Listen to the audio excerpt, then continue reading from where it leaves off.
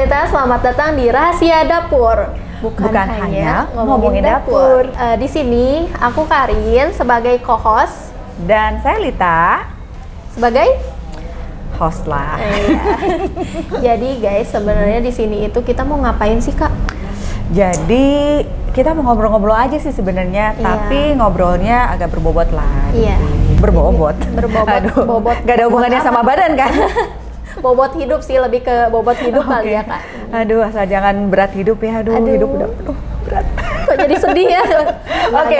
Kita balik lagi ke suasana fun. Jadi sebenarnya kita di sini itu Rahasia Dapur itu maknanya apa sih, Kak? Kira-kira? Oke. Sebenarnya nih ya, kita udah desain lama nih program tentang Rahasia Dapur. Kenapa sih Rahasia Dapur? Oke. Kakak mau nanya nih, Karin suka masak Kak? Suka. Di rumah tuh kadang sering masak sih, kadang apa sering, jadi kadang masak. Kadang atau sering nih? Sering lah, cukup sering. Kalau saya sih ngaku aja sih saya jarang masak, yang sering masak adalah suami saya. Oh iya. Jadi kadang-kadang aku request, "Pah, masak ini." Ya, kasih. Tapi punya suami bisa masak. Oh iya, jelas.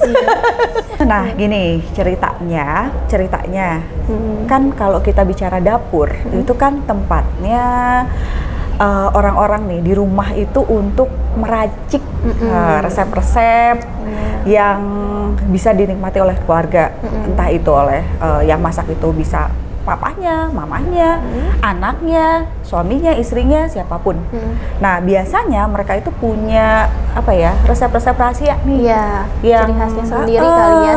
Mungkin sama gitu ya, sama-sama masak sop. Cuman saya yakin gitu di masing-masing rumah itu sopnya pasti beda-beda nih. Nah, kayak gitu, Karin. Iya. Terus di masakan itu kan pasti bahannya juga beda-beda, terus otomatis kan rasanya juga beda gitu. Ada yang sop kondangan tadi, ada yang sop buntut, sop apa kan banyak. Betul. Nah, Karin sendiri ngerasakan ya, ternyata di rumah Karin sendiri pasti mamah punya resep rahasia sendiri. Benar, beda. Nah, untuk bisa meramu menjadi satu masakan yang enak banget, makanya kita pengen nih ngegali apa sih yang menjadi rahasia dari orang-orang yang masak itu. Nah, cuman tapi apa kita di sini hanya ngomongin resep-resep ya? Enggak dong. Pasti kita resep itu sebenarnya resep dalam tanda kutip, guys. Jadi resep itu bisa ngomongin tentang cerita hidup orang, atau misalnya cerita-cerita yang lagi lagi viral, lagi hits gitu kan ya, Kak. Terus kita misalnya bisa baca perspektif orang-orang juga gimana gitu kan. Oke, jadi di sini kita sebenarnya lebih nekenin dapur ya. Iya, dapur dalam tanda kutip. Dapur itu sebagai bagian dari kehidupannya orang-orang yang bisa kita petik pelajarannya. Gitu. Betul ya. sekali. Nah, pada kesempatan kali ini kita pertama nih bakal ngebahas apa sih, Kak? Oke, pertama nih kayaknya ini lagi ngehits banget nih ya. Iya. Ini sebenarnya nggak ada hubungannya juga dengan nggak ada hubungannya langsung sama dapur sama resep. Iya. Cuman menurut saya kita mau gali nih, sebenarnya apa sih yang membuat orang berperilaku seperti itu? Oke ya. Ini yang lagi hits ini kan fenomena flexing ya. Iya, flexing. Karin Kemarin kasus. Oke, kalau menurut Karin apa sih yang viral atau heboh yang menarik Karin nih belakangan ini tentang flexing? Kemarin tuh kayaknya kita takut nyindir salah satu pihak Oh, apa nggak gimana usah pakai gitu. nama. Enggak ya. Jadi kalau menurut pengalaman sih banyak ya yang flexing tuh kan artinya kayak memamerkan harta kan. Jadi kalau misalnya di pengalaman aku sendiri, aku juga sebenarnya sering sih kayak ada pesan-pesan flexing terselubung gitu ya, guys. Jadi jadi misalnya kayak lagi makan ke tempat mahal gitu, aku posting di story Instagram, kan itu termasuk flexing, ya gak sih? Iya. Nah, itu dia. Gimana tuh? Kan kalau kita tuh belakangan ini dibombardir banget ya sama berita-berita di mana orang-orang itu dalam tanda kutip dengan mudahnya memamerkan kekayaannya, kayak gitu. Nah, kalau Karin sendiri ya kayak gitu, gimana sih Rin perasaannya? Gimana ya kalau jujurly sih jujurly kalau lihat kayak gitu, kalau misalnya masih ada dalam batasan tertentu ya nggak apa-apa. Kalau Karin sendiri kan, apalagi aku orangnya kayak kurang pedulian sama orang gitu ya, maksudnya kalau misalnya orang itu mau gimana-gimana juga bebas. Jadi tapi kecuali kalau misalnya dia udah kayak apa ya, kayak dia tuh memamerkan hal-hal tertentunya tuh kayak udah nyindir ke orang atau enggak menjatuhkan sekelompok orang gitu, baru itu yang mengganggu sih kalau menurut Karin gitu Kak. Oke, nah ini sebenarnya yang menarik ya. Saya sendiri sih ngerasa gitu ya. Satu sisi saya kadang kesel gitu ya ngelihat, wah ini kenapa sih kekayaan diumbar-umbar kayak gini gitu ya. Tapi saya juga kadang reflect ke dalam diri gitu ya. Apa iya saya nggak kayak gitu ya? Agak merenung. Iya. Maksudnya gini loh, maksudnya kita kan selama ini wah misalnya menghujat-hujat itu orang, ngapain sih orang pakai pamer-pamer gitu pamer. Ya. Cuman kadang-kadang saya mikir banget gitu di dalam diri saya, bener nggak sih saya nggak kayak gitu ya? Karena saya jalan-jalan pun gitu ya, di mana saya jalan-jalan di luar negeri misalnya, posting. Gitu. Terus juga. Nah, saya ngerasa bahwa oh ini momen saya nih. Kadang-kadang saya ngerasa gitu ya, ini momen saya gitu. Terus saya lagi happy sama keluarga saya posting gitu ya. Terus juga, nah kadang-kadang nih iseng gitu ya, lagi pakai tas baru gitu ya, foto, terus posting gitu ya. Ya pokoknya segala deh diposting gitu. Tapi sebenarnya itu tuh kayak tujuannya apa sih Kak? Kakak misalnya kayak jalan-jalan ke luar negeri. Dulu Karin suka kayak gitu juga nggak? Aku juga personally kadang kayak gitu, yang tadi makan di misalnya di tempat mahal gitu kan, langsung posting ke Instagram gimana kan, kayak pengen orang tahu kalau aku tuh bisa makan mahal juga gitu. Nah, kayaknya tujuan kan di situ ada pasti tujuan tertentu kan, kayak kalau misalnya Kakak tujuannya apa? Kalau aku ya, sebenarnya awalnya sih nggak nyadar kalau itu pamer, terus terang ya. Karena aku pikir ya tapi belakangan iya aku mau pamerin bahwa oh keluargaku tuh kayak yang bahagia gitu. Terus misalnya jalan-jalan misalnya ke luar negeri, ini loh tempat-tempat bagus gitu ya. Sebenarnya kan bagusnya kan yang diposting itu adalah tempatnya gitu ya. Ini gedenya kitanya gitu ya, baru belakangnya. Dipikir-pikir juga nggak cocok juga ya, tujuanku mau ngeliatin bahwa tentang bagusnya si tempat itu gitu. Nah terakhir saya juga malah kepikiran jangan-jangan nih saya juga sama aja sama yang lain gitu. Iya sih, karena ya mau nggak bisa dipungkiri juga gitu kalau misalnya kita ngelihat orang nih kayak kok mereka gitu ya, kayak pamer ini itu padahal kita juga pamer dalam misalnya nggak kelihatan kita pamer, meskipun kayak kalau misalnya kan orang bahagia mah pasti pengen diposting ya Kak. Jadi ya tanpa sadar lah istilahnya gitu kan. Jadi kayaknya nih, ini kebetulan saya pernah baca nih satu artikel, memang ada kecenderungan gitu ya dari diri kita tuh untuk memamerkan apa yang kita punya. Oh, kenapa gitu. tuh kira-kira?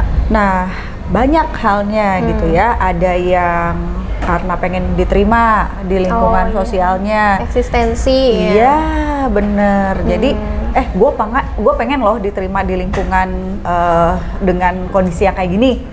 Terus ya udah gue posting yang biar bisa diterima di lingkungan yang kayak gitu. Nah juga terus kadang-kadang kan kadang-kadang kita nggak pede ya dengan apa yang kita punya. Nah ini nggak tahu tuh, kalau Karin suka ngerasa nggak sih nggak pede? Kadang-kadang juga gitu? Sih aku gitu.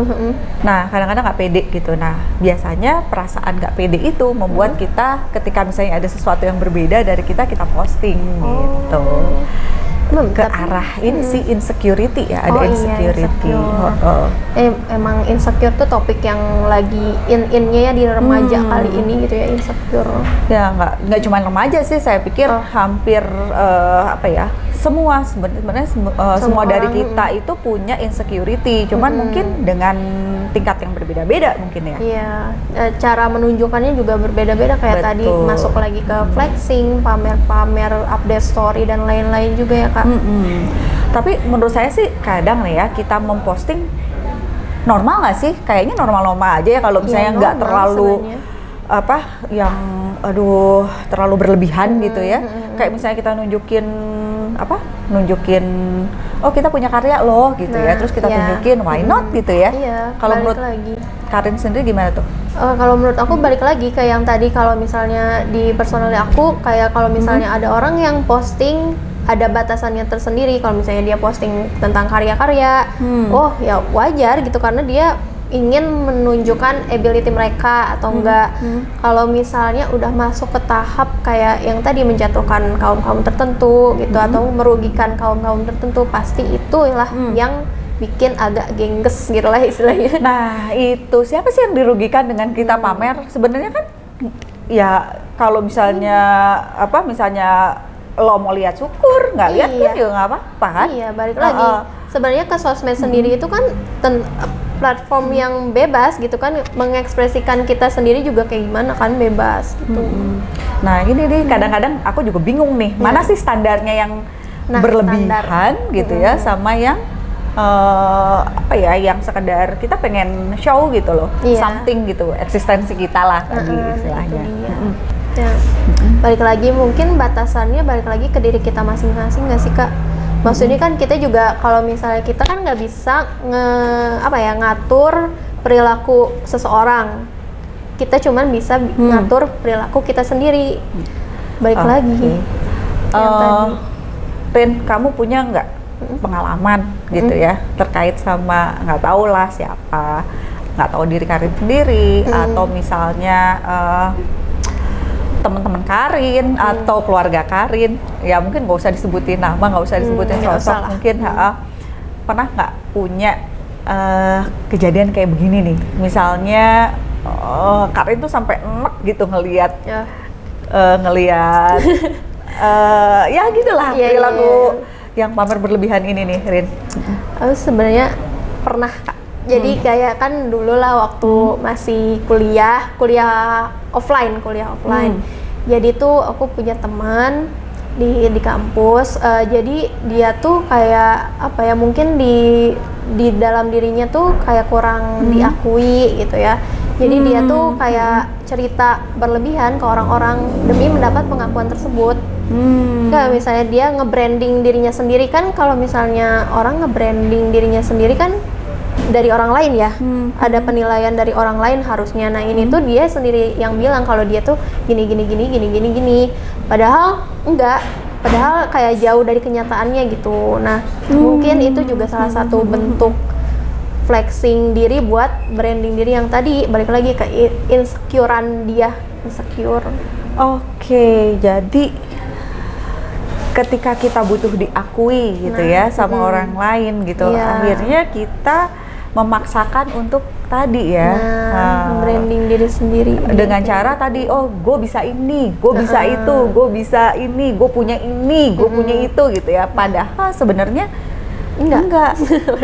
Berarti dia kayak membohongi diri dia sendiri dong ya? Iya, termasuk yang paling dibohongi sebenarnya diri dia sendiri kan ya? Pada akhirnya juga kan kalau pas ketahuan sama orang lain kayak pada akhirnya dijauhin juga, jadi kasihan ke dirinya sendiri. Makanya kadang waktu itu aku menyikapinya kayak oh ya udahlah, mungkin itu dia sendiri, dan kalau misalnya tahu kenyataannya ya udah, mungkin dia butuh dirangkul, apa mungkin dia butuh teman aja buat cerita juga gitu.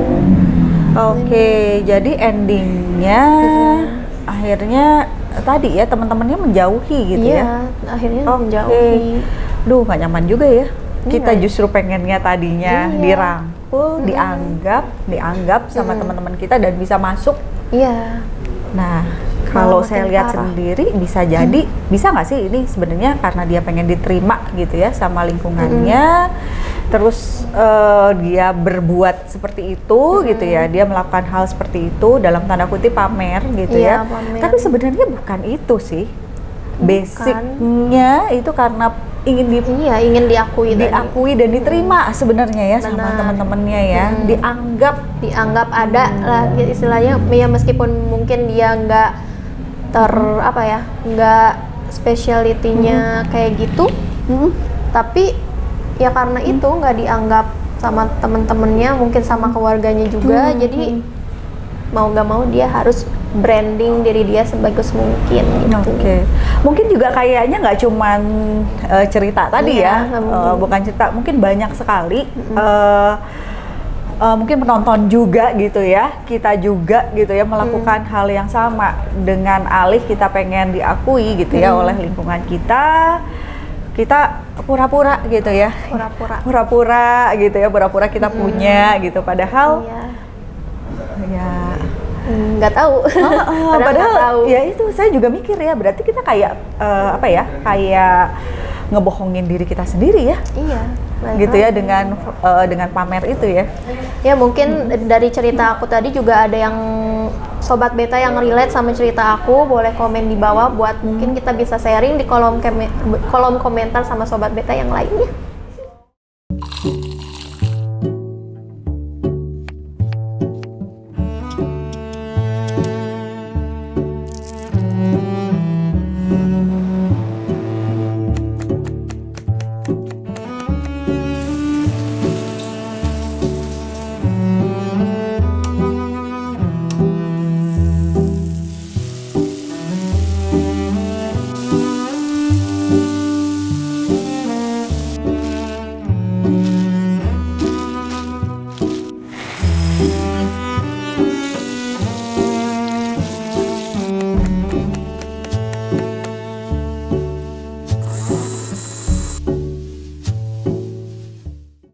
Nah, sambil nungguin sobat beta komen, kayaknya kita agak aus gak sih Kak?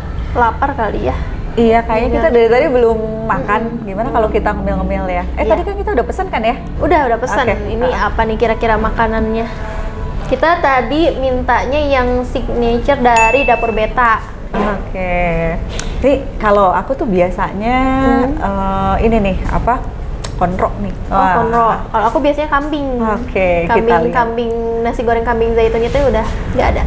Nggak ada ini ya, nggak ada lawan. Ya, iya. Ini apa nih? Iya. Ya. Di kita ada menu spesial konro bakar sama oseng deng Nah, jahanam. ini punya aku nih kayaknya nih. Iya, Oseng daging jahanam. Oke. Enak nih kayaknya. Kalau Oke. ini konro, Konro. Ini punya dirimu ya? Iya. Ini aku aduh Konro. sorry. Ini oseng daging jahanam. Ya, sis, mantap. ini untuk cemilannya talaga, tahu lada garam. Kalau ada garam. Wah, mantap.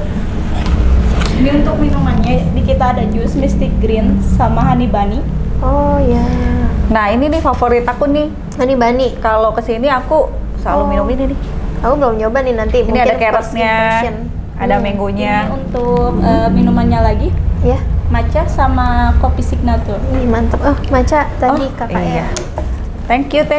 Makasih ya, ini Mbak. sendoknya. Ya, makasih. Untuk cara makannya dibuka aja ya kak. Oh iya. Oke. Iya nih satu yang Selamat menikmati. Oke, thank you Mbak ya.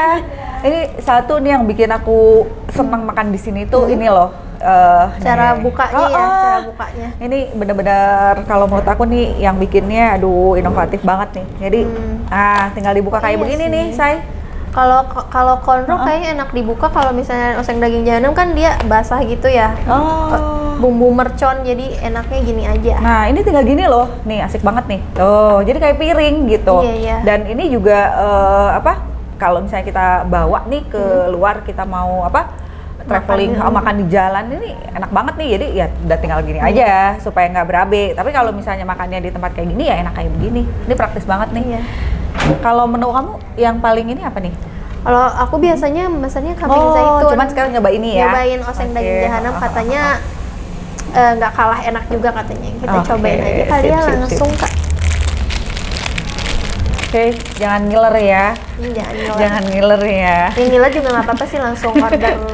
Langsung order ya. GoFood ya. Oke, ini nih satu lagi nih. Sambalnya. Kalau misalnya pakai ini nih, ini tinggal digini ini dibanjur. Ini Aduh, gila. karena aku gila, pakai tangan gila. nggak sih Kak? Tapi ya sebagai higienis karena COVID ya. Nah, itu dia. Jadi Sebenarnya sih pengennya pakai tangan gitu ya. Indonesia banget. Oh, nggak tahu nih siapa nih yang bikin nih menunya nih.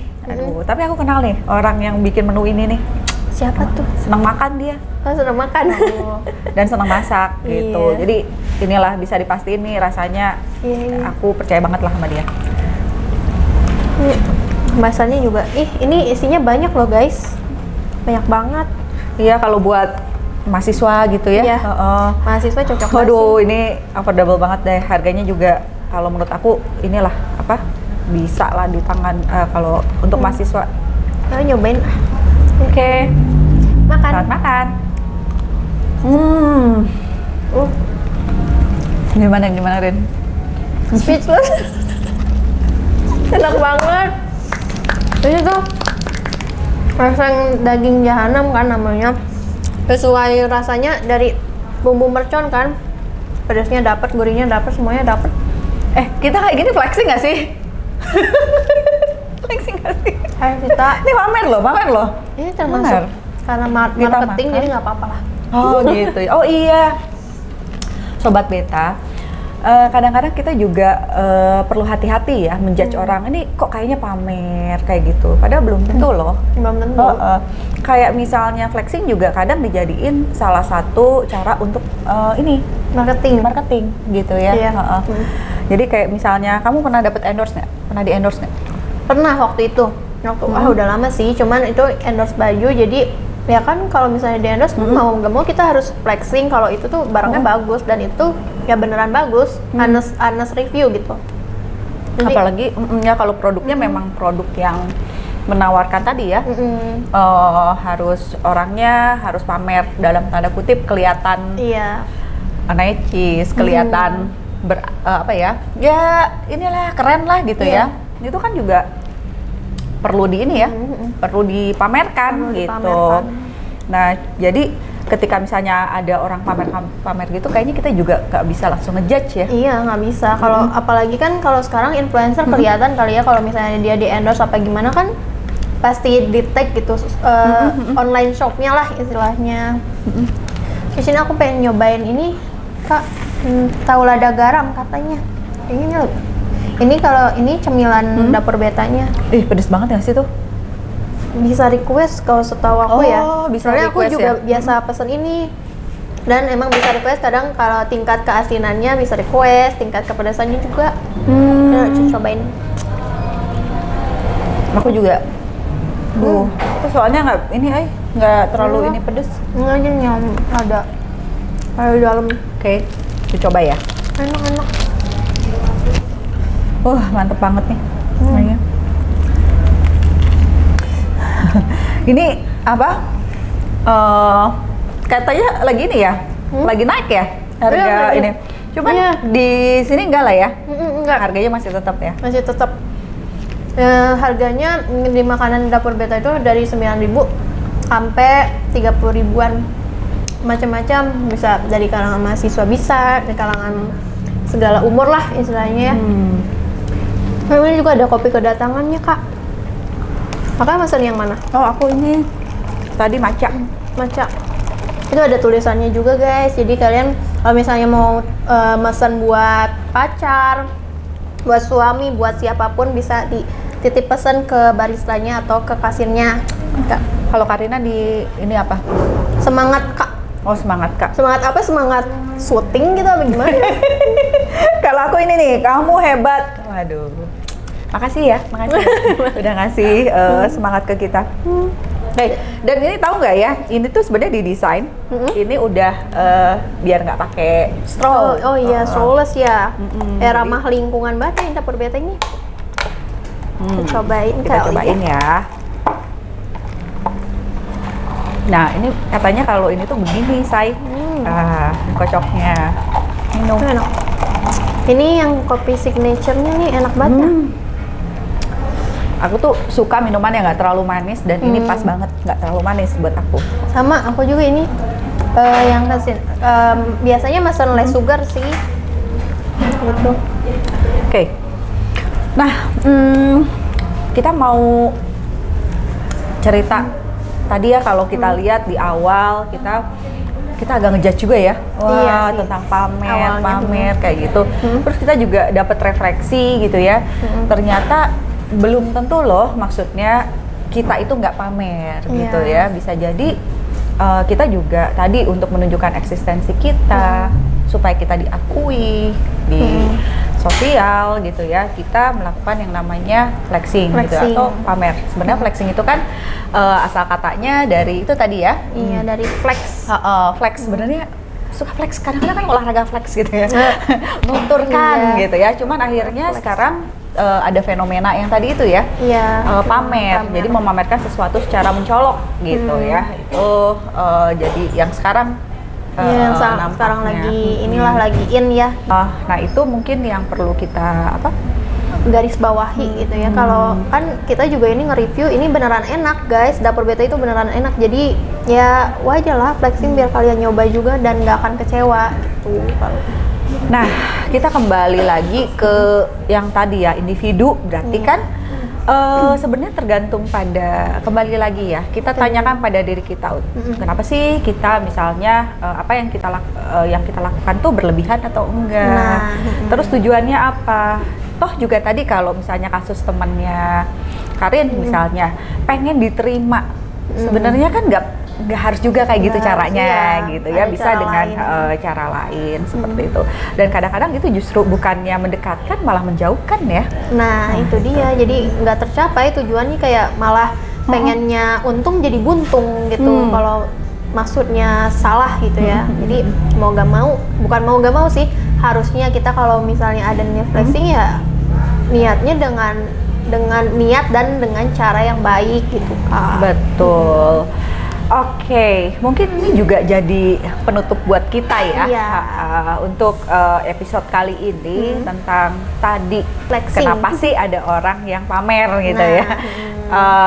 Pamer gitu ya. Kalau bahasa mungkin kalau kita di Muslim itu riya mungkin Nah, ya. riya. Iya, itu. benar sih, lebih Mungkin ya pasti. tadi sih sebenarnya tergantung kalau memang tujuannya untuk kita mau memasarkan sesuatu ya memang. Itu Harus kan sekarang flexing. ada tagline gini ya. Kalau jualan itu jangan disembunyiin, tapi dipamerin, Iya, karena ini dipamerin. bukan selingkuhan, Nah, tapi jualan. benar. Nah itu dia. Iya.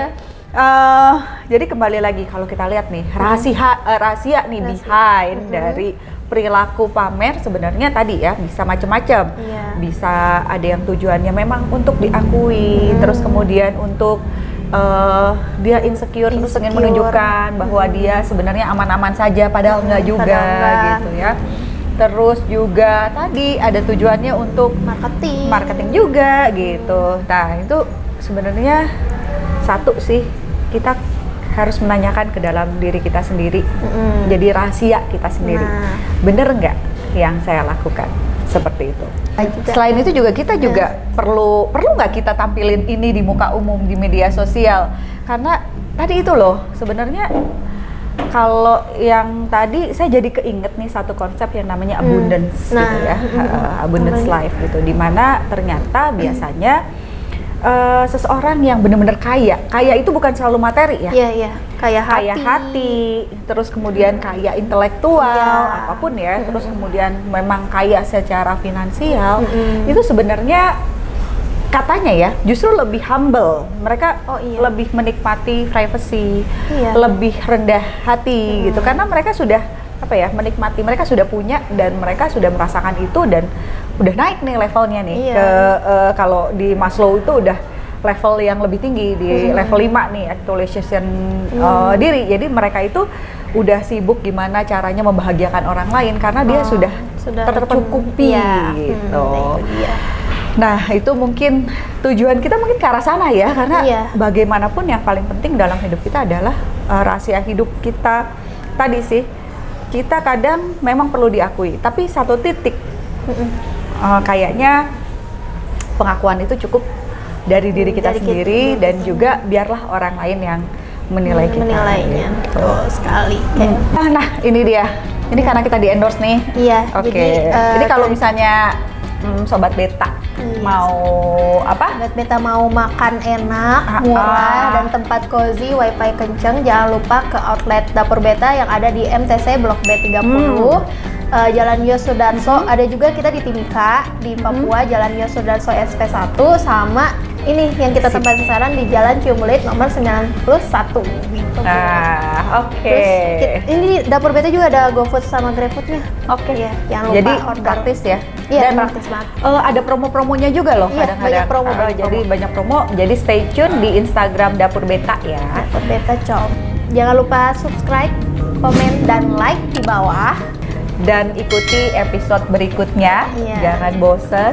Jadi- Kita ikuti terus Iya, Rahasia ikuti Dapur. Bukan hanya ngomongin dapur. Sip.